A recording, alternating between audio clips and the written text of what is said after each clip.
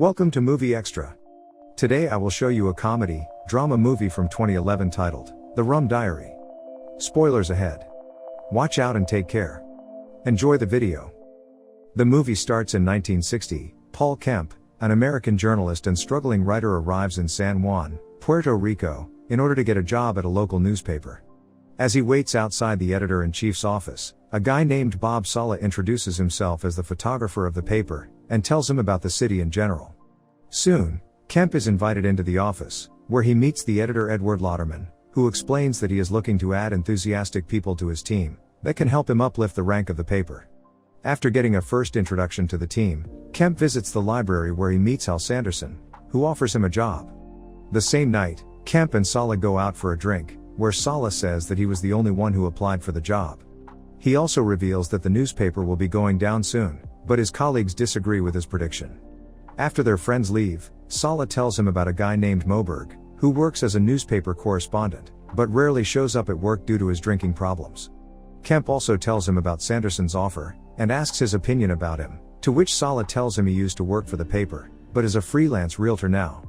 He also tells him that Sanderson has many connections in the city that might help him in his career. After dinner, Sala drops him back at his hotel, while offering him a place to live. After coming back inside, as Kemp spends his free time on the boat, he meets a girl called Chanot, who reveals she is out for a swim to avoid a boring business party.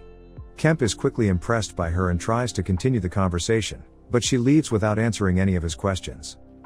After some time in Puerto Rico, Kemp observes that although the city is a tourist hotspot, it is not considered safe to walk around, due to poor security. He tries to highlight these issues in his article, but Edward refuses to publish it, as it might cause a setback to tourism, and asks him to focus on the attractions instead. As they discuss the article, Moberg walks into the office, and Edward threatens to fire him, but he argues with him instead, knowing he can't fire him without clearing his dues. As Kemp interrupts the fight and takes Edward back to his office, he offers him to take charge and replace Moberg.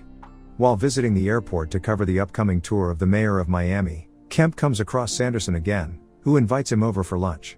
While going to his place, Sanderson tells him about his work, and how real estate is a gold mine, as people are willing to pay a fortune to own a piece of land in Puerto Rico. At Sanderson's villa, Kemp spots Chanot, and realizes she is engaged to him, and she pretends not to know him from before.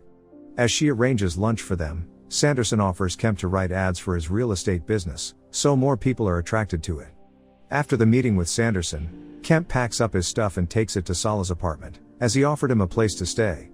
As he looks around the small apartment, Sala reveals Moberg also shares the room with him, but spends most of his time outside. Although Kemp does not like the apartment, he is forced to accept it, having no other place to stay. The next day, Sala takes Kemp with him to a cockfight, and tells him how he makes money out of it. After coming back, they are watching TV, and Moberg shows up. Sala tells Kemp that Moberg brings in leftover filters from the rum plants, which contain the highest alcohol concentration. Moberg also complains about losing the job at the paper and expresses that he wants to kill Lauderman, but Sala sends him away.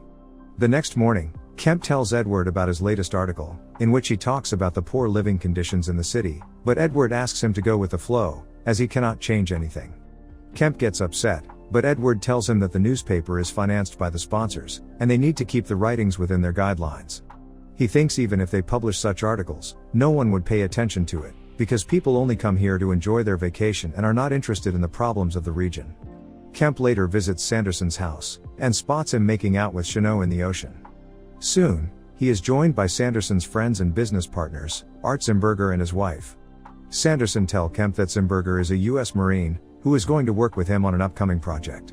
Meanwhile, a few locals show up at the beach, but Sanderson sends them away by saying it's private property. Kemp gets upset by his behavior, but cannot say anything to him. At the party, Sanderson invites Kemp to a discussion with his friends, including Zimberger and Mr. Segura, who tell him about their new project of building hotels on the island, and asks him to write some articles in their favor.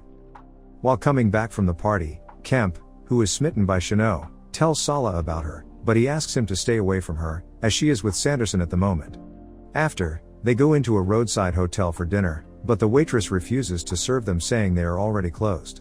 The owner shows up, but Sala argues with him, while asking him to prepare dinner for him. Kemp realizes that the owner is preparing to fight them with his local friends, so he asks Sala to leave. On Kemp's suggestion, They casually walk away and try to escape, but the locals start chasing them. Sala gets afraid thinking they might get killed, but Kemp tries to scare them away. They are cornered by the locals and get into a fight, but the cops show up and interrupt them. They are taken to the police station, and are charged with multiple cases, including assault and hurting a police officer during the fight. The prosecutor wants to keep them in prison for 30 days, but Sanderson comes over and bails them out. After coming back to their apartment next morning, Sala requests him to come over with him, to recover his car from where they left it the night before. They find the car, but discover that the locals have destroyed it. Sala finds a way to make it work again. After the ride back home, Kemp meets Sanderson's team, who tells him that the US military is relinquishing the lease on a property, and they are planning to take advantage of the situation.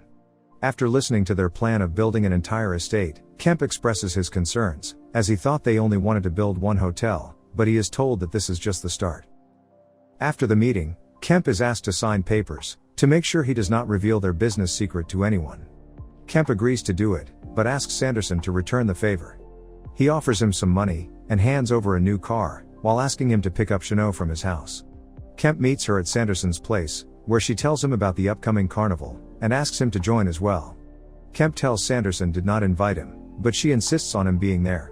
While going back to the party, they enjoy their time in the car and fall for each other but resist the temptation.